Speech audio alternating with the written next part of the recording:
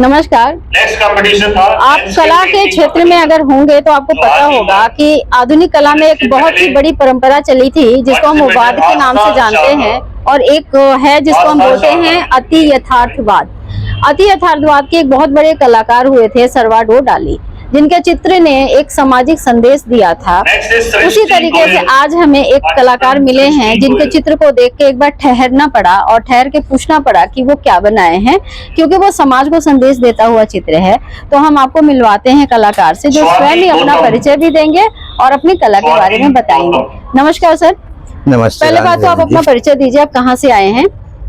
रेनू जी, पहले तो मैं आपको धन्यवाद करना चाहूंगा कि आपने इतना बढ़िया जो इंट्रोडक्शन दिया है। मैं मेरे दर्शकों को बताया, मैं संजय मौर्य मुंबई से। अच्छा। जैसे मैडम ने बताया कि आर्ट के कंसेप्ट के बारे में मैं कुछ इसी ढंग के थीमेटिक कंसेप्चुअल काम करता हूँ, क्योंकि मेरा मानना ये है कि कला जो है एक समाज में प्रबोधन की जागृति फैलाने का माध्यम भी है, और हमें कुछ इसी तरह की जिम्मेदारी दी गई है कि हम अपने कामों से समाज में ये लावें और लोगों को कुछ गलत हो रहा है या कुछ है तो उसके बारे में बतावें, और एक उनमें ये भावना पैदा की कुछ है जिसे हमें कुछ करना चाहिए, प्रेरित हुए हैं।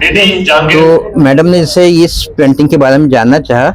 एक सामान्य मान्यता है, कहा जाता है कि हम इस देश में हमें बोलने की स्वतंत्रता है। अच्छा।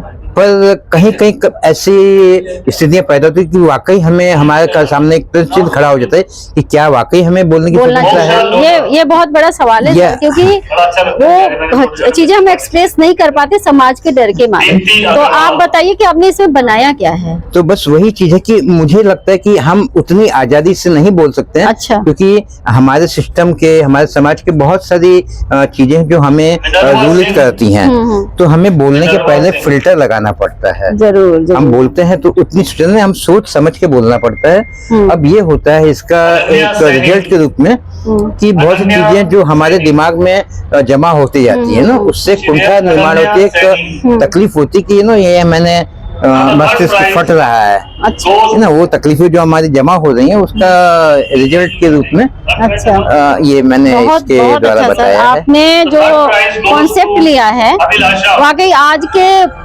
परिदृश्य में ये बहुत सटीक बैठ रहा है, और इसके भाव बहुत अच्छे लगे मुझे। और आप वैसे मुंबई में रह के एज ए आर्टिस्ट ही फाइट करते हैं? हाँ जी। तो आपका स्टूडियो वही है?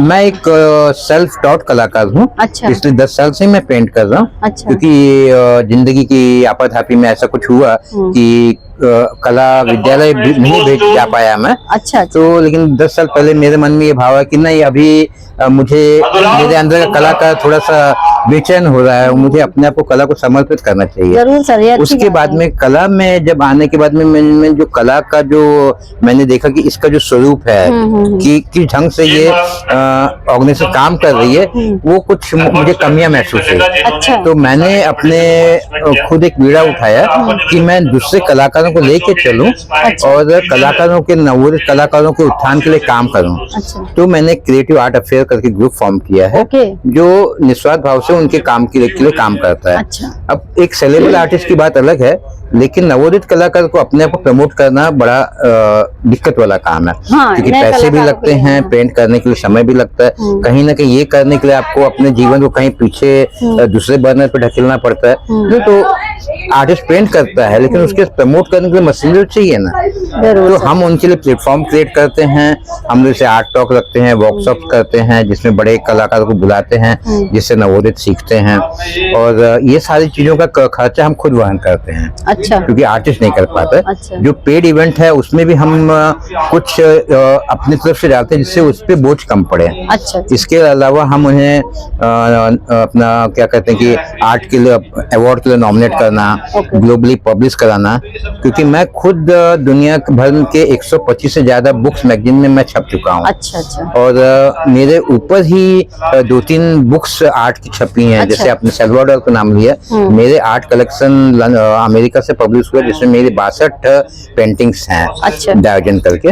उसी तरह से मैं जब जो काम कर रहा हूँ तो मेरा भी प्रोफाइल ऐसा कुछ बन गया है कि मेरे लंदन, घाना, न्यूयॉर्क और टीवी पे इंटरव्यूज वगैरह हैं। अच्छा अच्छा। मुझे 10 डॉक्टरेट मिली हैं। मैं एम्बेसडर भी हूँ पीस वर्ल्ड के लिए, क्योंकि जैसे ये मैंने बात की, मैं इसी तरह से महिलाओं पे जो उत्पीड़न है उस पे, अभी निर्भया के ऊपर मैंने मेरे विचार लोगों तक पहुंचाए। अभी कलकत्ता में आरजी मेडिकल कॉलेज की जो विद्यार्थी महिला का डॉक्टर के साथ में जो हुआ कार्य, उसके ऊपर तो वुमेन एम्पावरमेंट या जो पर्यावरण के बारे में मैं बात करता हूँ।